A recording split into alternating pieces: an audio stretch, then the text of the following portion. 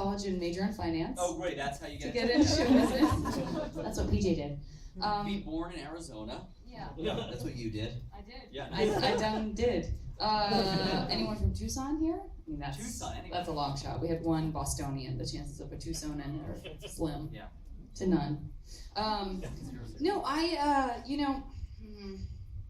I'm not a good example, I don't think, because I didn't have to really be too scrappy in terms of getting into the business. But I will say I'm a good example of like do what you love and things sort of come together. You don't know? I'm really fascinated by this answer. Yeah, what happened? Give us the room. Yeah. I was living in San Francisco. I love San Francisco. That was a place that I visited when I was 13, and the moment I set foot in the city, I was like, I belong here, and that happens to some people. I mean, the whole left my heart in San Francisco thing. That's like when you want to visit there and you love going back to visit. Some of us are just like, I have to be there. I just have to be there immediately. So I went to school in state for the first 2.5 years, sorry.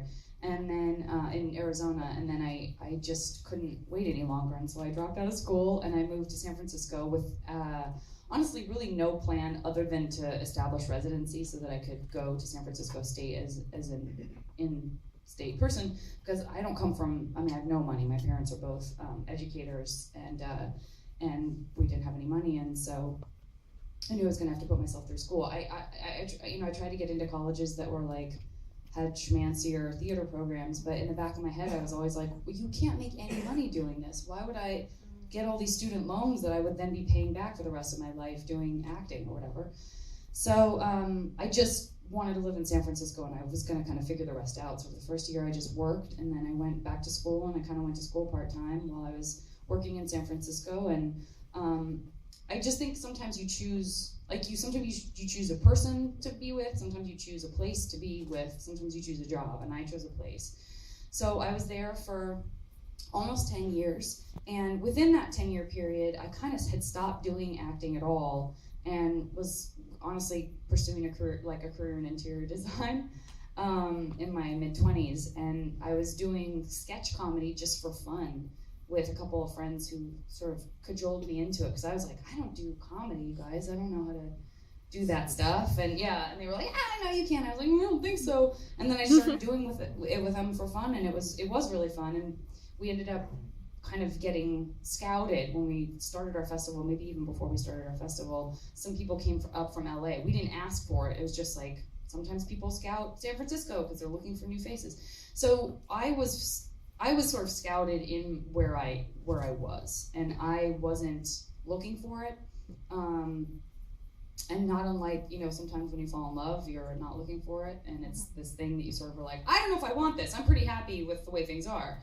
Mm-hmm. And I was talked into by these managers, going down to LA for what they call pilot season, which just means, they're shooting all these pilots, that some of which will get turned into television shows. And the store that I had been working as like a buyer for in this very kind of other grown-up job had just closed, and so I kind of didn't have anything else going on. And I was like, well, I guess this is as good a time as any to just like prove to them that I don't want to live in LA. And so I really kind of went down kicking and screaming and stayed on a friend's couch for a couple of months, and I started getting work. And that was a really hard transition, because I didn't really like LA, but when you've been doing something because of a place, right? Or if you've been doing something because of a person, any of those three things to me, if you've been doing one, you've been choosing one, and then you get kind of a taste of what it feels like to do the other thing, and that feels amazing. I felt like I was cheating on San Francisco, because I was like, oh my God, it feels kind of amazing to do this career stuff. That's what I loved as a kid and what I went to school for, and it just feels so good. Maybe I can't really do that in San Francisco. Maybe I have to break up with San Francisco and get into a relationship with a career. And so that's sort of what happened. And thank God I still have that festival, because I really still love San Francisco. I love the politics of it. I love how liberal it is. I love the community of it. I love, obviously it's visually just a gorgeous city. And so I stay connected to it through being able to be up at the festival. So I still go back several times a year. I live up there for a month when we're doing the festival. But Oh, that's a really long story. I'm so sorry. But the point of it is like, don't choose something of any of those three things. Don't choose something because you think you're supposed to, or you feel like, there's only one way to do something. Because I really believe that if you're doing what you love, or you're where you love, or you're with the person you love, those things will find you. That's very metaphysical, but I see it happen with other people that I care about, that I believe in too. So you don't have to just do it one way, because God knows that's not what I did, Yeah. Anyway, it doesn't mean that once you get there, you don't have to work hard. Do you know what I mean? Like, for sure, you do have to work hard and be emotionally stable enough to deal with like the ups and downs of the business, because it's awful. But if you can do that, I always say it can turn you into the best version of yourself or the worst version of yourself. You could be the most petty, most nervous, most I'll be whatever you want kind of person, or you can be the most zen, most centered, be the leaf, and all the elements. Like, you can be that person too, where you're like, oh, I'm being challenged every day by all of this stuff that could do that to me, but I'm going to make sure that it doesn't, and that makes you the strongest version of yourself. Wow. I love that story.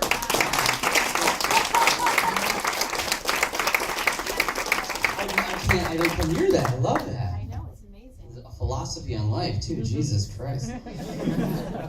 Yeah, I can't. Do cocaine. Everyone wants cocaine. You just discover a lot of shit. And you realize some dark shit. I've never done drugs, actually.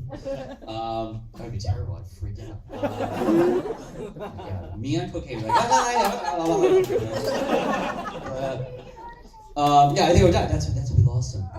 First snort in. Ow. Didn't even get to smile. I was at Boston College. My man back there. And I was a finance major. I was, teed up to go to Wall Street, the whole thing.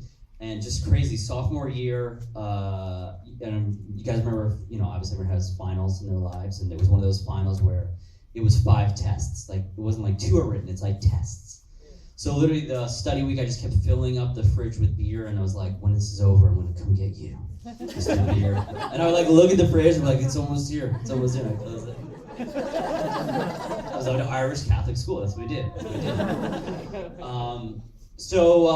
I remember I finished, it was like 11 o'clock, I sprinted home, I lived in an 8-man with 8 other guys, and started drinking, and I was like waiting for anyone to come home to like join me, and this is awesome, and like 12 o'clock, 1 o'clock, 2 o'clock, finally at 3 o'clock the roommate comes in, and I'm feeling awesome, but depressed no one's there. And I'm like, yeah, and one of my roommates, he was actually the one roommate that was like sort of creative. Everyone else played sports, and he was like ran the radio show, and he's like, I'm going to audition for this play. I'm like, no, you're not. We are gonna drink together. And I'm like, what? I didn't even, and he's like, I'm like, listen, I'll come with you to audition, and if you come with me to drink. And he's like, all right, cool. I was like, all right, you need a monologue. I'm like, what's a monologue? I didn't even know what a monologue was. He just spoke Greek to me. He's like, you talk for like 2 minutes, whatever. And I'm like, all right, well, let me just think of something quick. He's like, no, the audition's over in 20 minutes. I'm like, just give me a second.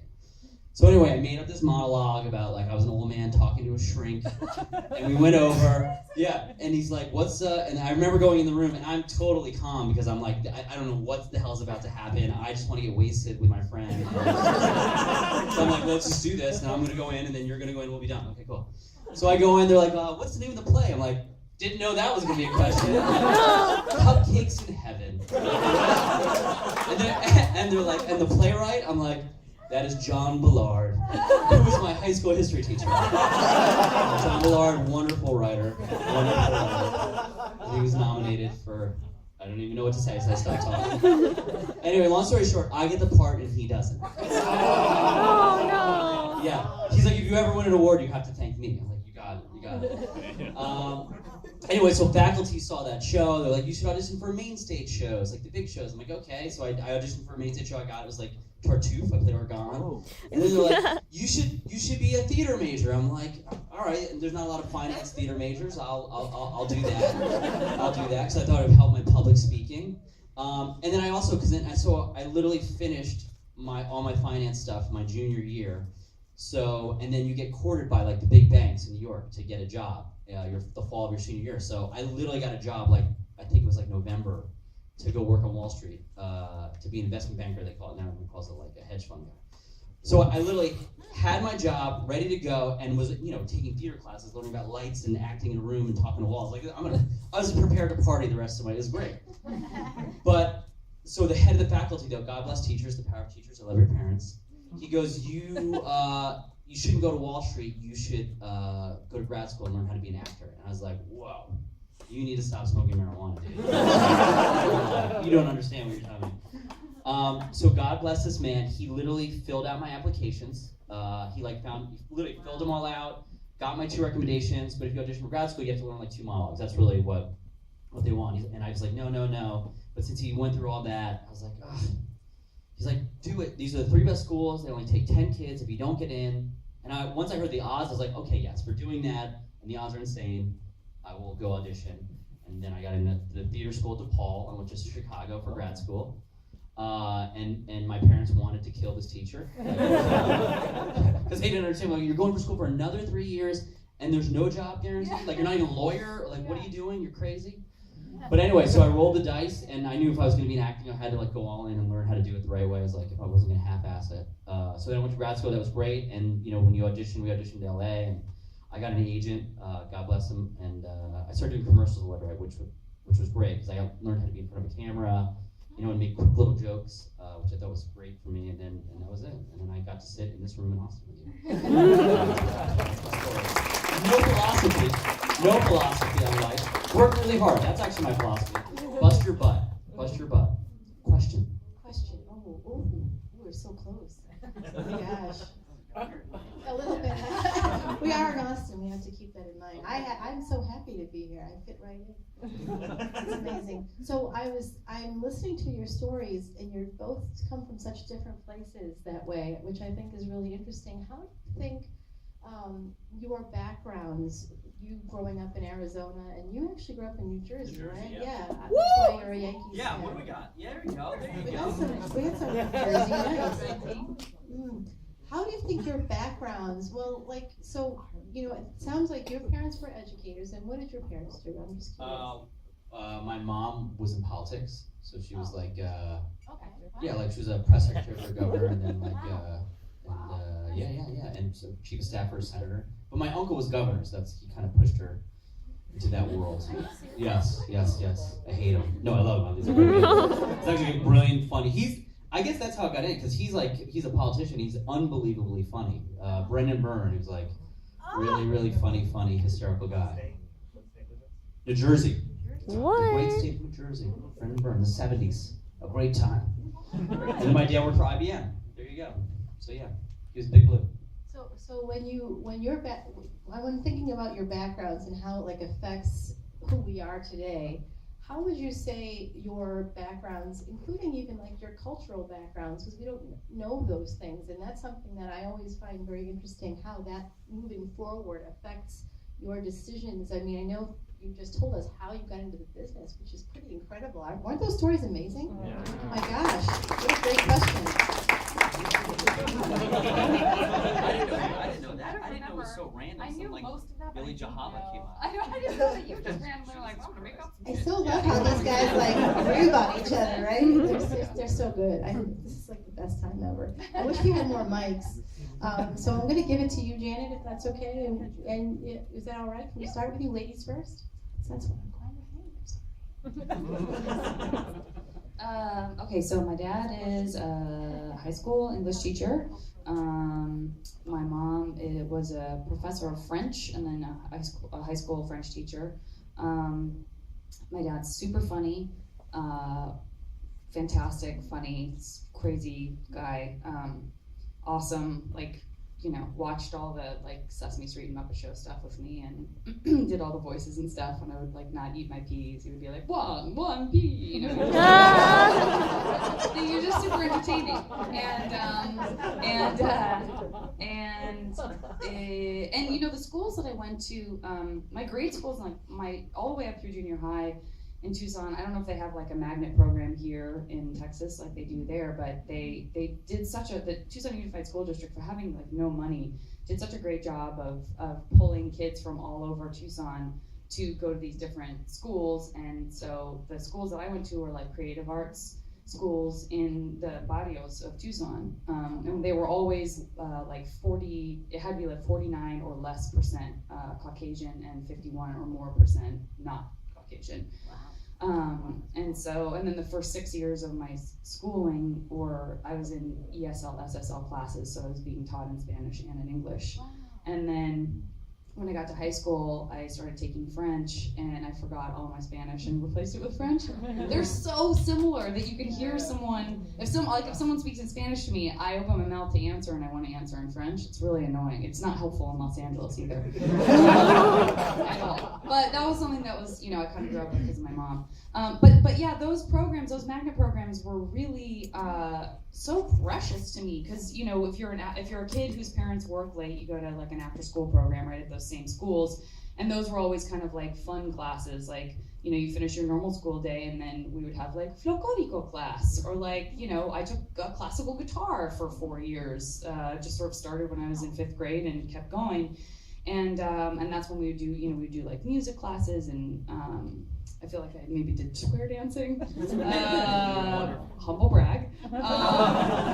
But I think, that kind of encouragement of culture and the arts was, I think, hugely influential on me, because there was so much time devoted to that. And so I also am very, very passionate about keeping the arts in schools, and it makes me really, really angry when those are the things that get cut first, because I think I was a better writer in English because of doing music and theater, and I think I was better at math because I wasn't expected to just only do math all the time, because I also got to go to art class. And I just think if you have different interests as a kid, it makes those things that maybe you're not as interested in feel more palatable, because you're getting to be a whole person.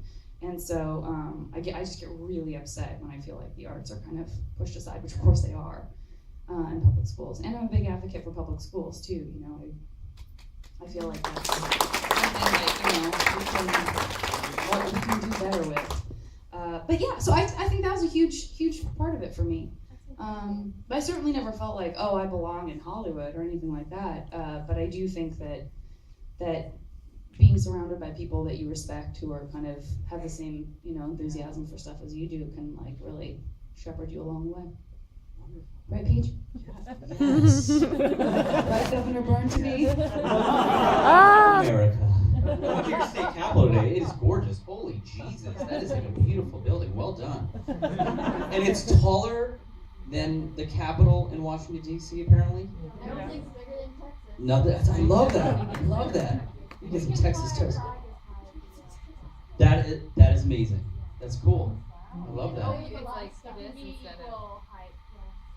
We get away with a lot of stuff because after the Civil War, the Texas legislature waited until the last possible second to turn in the state constitution. Oh. So they were so tired of reading the constitutions that they were just ratifying them without even reading them. Amazing. Yeah. Is that the real reason? That's unbelievable. Good job, Texas. What were we doing in Jersey? We're like, we're first. We're gonna dump right by the airport everywhere. It's terrible. Poor New Jersey. It's a beautiful state. We get a bad rap. It's the Garden State. Okay, culturally, you know what? There was a philosophy actually that I think about it. We definitely, the Byrne family, had this philosophy of like all in. So whatever you're doing with your life, you have to go, full tilt. And I was always exposed. I was luckily exposed to like anything I ever wanted to do. So growing up, I did a myriad of activities. So you name it, I was involved in it. I played like 3 sports all the way through high school, and like president, student council. Thank you. Politics. But like any club, anything, I was in the choir and barbershop, and it was you were allowed to do everything. You were kind of like pushed to do everything, but but that philosophy of all in, when you really dig deep and know that you personally are doing your personal best, it's like it opens up a lot, and that moved into my friendships, and there was friends with every type of person, of every color, whatever, all their choices. It was just, it never seemed like a problem to me, and actually that came and has paid me back in spades through acting. I feel like we mirror. It's our jobs to sort of mirror people so wholeheartedly and know who they are intimately. And I actually try to tell kids, I'm like, don't. and it's, there's no right way to be an actor, but everyone who tries to act, what makes you sort of a better actor? And I really say, like, try to be friends with everyone and go out and see the world and explore your city, and it has so much to offer. But Austin, the music-wise, is like spectacular, and go into your state capital, and just the more you can see and do and inform, just be a sponge. That if you're going to go into acting, obviously that's the best way to do it. And I remember I was interning this was like the biggest one for me. I was interning at a bank, and I remember I had to make cold calls for this guy, and I'll never forget. I was like, I'll never say his name. And he's like, this is PJ Byrne calling for blah blah blah blah. He's the vice president of investments here at Smith Barney. How you doing today?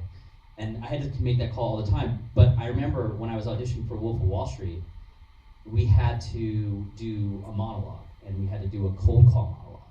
And once I knew we were allowed to sort of improvise, and I just threw that away and like wrote my own, because I remembered so intimately like what this guy was talking. He was a little dirty eggs, and I remember I quit because he was so dirty. I was like, "You're a horrible man."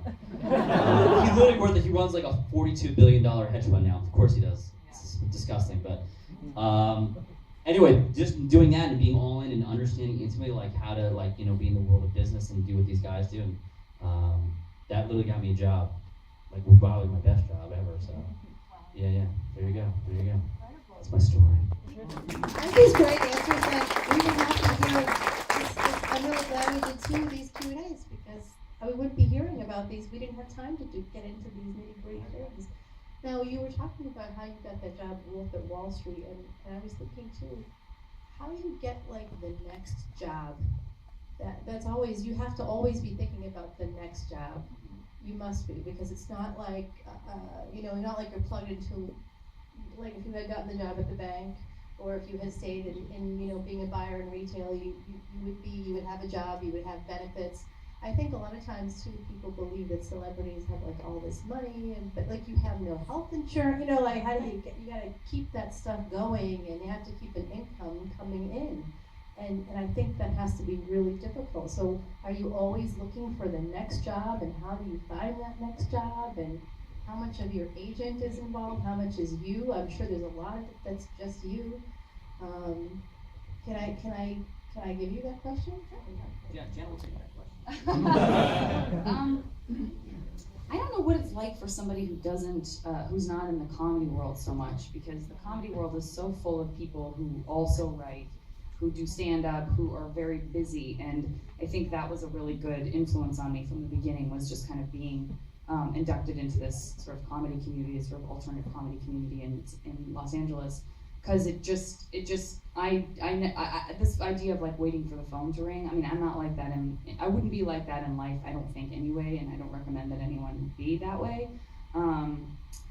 because I think it makes you doubt your worth, and that's really dangerous. And that doesn't mean that I don't, have all those same moments where I'm like, I think I might not deserve any of this, or like, maybe, there's a good reason I didn't get that job, I suck, or whatever. But, but I think, again, for me, it's funny, because I look at people who are really ambitious and have a lot of drive, and sometimes people say they think that about me, but I don't know, I feel like I've just, stayed really open to stuff, and maybe that's kind of scary. Like, I remember when I first moved down there and I had agents, or I had managers when I was interviewing with agents, and they would be like, where do you see yourself in 5 years? What do you want in 5 years? And I just never had an answer. Like, I never had anything, I wasn't like, oh, well, in year 2 I plan to be on a series, and then I will da-da-da, and then I will open a production company. I was just like, I don't know, I mean, I'm just kind of, like, if there's, hopefully I'll be happy, I guess, and that's how a lot of us are, But I feel like being open in that way, being like, I don't know exactly, this all feels like such a gift. I feel like so much stuff came in that I never would have allowed in if I had been really one track and like really tunnel vision about it. So, I think for me, it's not so much, I mean, that doesn't mean that I don't feel pressure to find the next job, but I feel like I'm getting better as I get older, and hopefully that's one of the good things that you younger guys will look forward to about getting older is once things go okay for a long enough time, you start actually being like breathing a little bit and going, it's probably going to be okay. Like, it is going to be okay. And for the longest time, I didn't feel that. I just couldn't live in that place. I was like, oh, sure, it's okay now, but what about the next thing? What's that next job going to be? And I think it's, I've been doing this now for 10 years, and I feel like only half of that, if that, maybe only 4 years of that, have I really just started to feel like, every time something you love ends, like dinner, movie, or something like that, which I did for 7 years, anything like that ends, and you do have, especially you, because you have a little girl to bring up now, I don't have that responsibility yet, but of course you have that sort of like, okay, I'm still going to be able to make money, right? Or I'll still be able to keep, my animals fed or what have you. But I'm starting to feel now like, you know what, it's gonna be okay, I don't know what that looks like. I don't have that thing where I'm like, oh, I gotta get into this kind of movie now, or I've gotta do this. I'm just sort of, open, I guess. That's the coolest answer ever. Such a hippie. What happened? Gross. Yeah, we're very similar, except I came at it from literally the finance world. So it's just been ingrained to me. Like, if you're making an investment or you're putting your money somewhere, you always want to diversify. So that's how I've always sort of gone about this whole business. And it started with like doing commercials, and then maybe we'll do voiceovers, and then I'll do TV and movies, and if one's not up, I'll go. Korra was always good because everyone was like, oh, I'm doing Korra, so I'm still acting, or I'm doing something, or doing like an independent movie, or doing sort of like maybe a TV show that I wouldn't even have thought about before, because it's such a crapshoot in this business. And if you're like, I'm going to do this show, I'm only going to work with these people, and like that is like 5 people who are gorgeous, or if you can do that path, God bless you, but that percentage is so tiny. And I can't tell you so many jobs in my life get from getting on set or getting in a room recording or doing a commercial that I've made relationships with people, and that has led to that's it. Or they'll just call now, like, hey, we want to come down and do this, and that's great. But I also obviously stay on my agents and like, what are we looking at, and read scripts and all that stuff. But I'm just diversifying, making sure that every sort of like pile is kind of like being addressed all the time. So much Yeah, so you got to do that. That's the biggest thing. Background with baking. Yeah, so get in there, talk. Side note, just yesterday alone, he asked me like 4 questions about my finances that I was like, I don't know. And he was like, I'm going to kill you, I'm going to kill you, I'm going to kill you. You're so irresponsible, you're a child. I'm going to kill you. I love you so much, I'm going to kill you, I'm going to kill you. Like, I need you with me all the time. Do you have a defined benefits account? Do you even know what that is? Okay, here we go. We're going to talk later. I love this. This is what we can't make this up. This is like amazing. Will you help us all later too? Yeah, I would love to. I think I'm a lost cause. I'm kind of a lost cause too. It's pretty bad. So now I'm going to give you an opportunity to ask questions. We are almost out of time.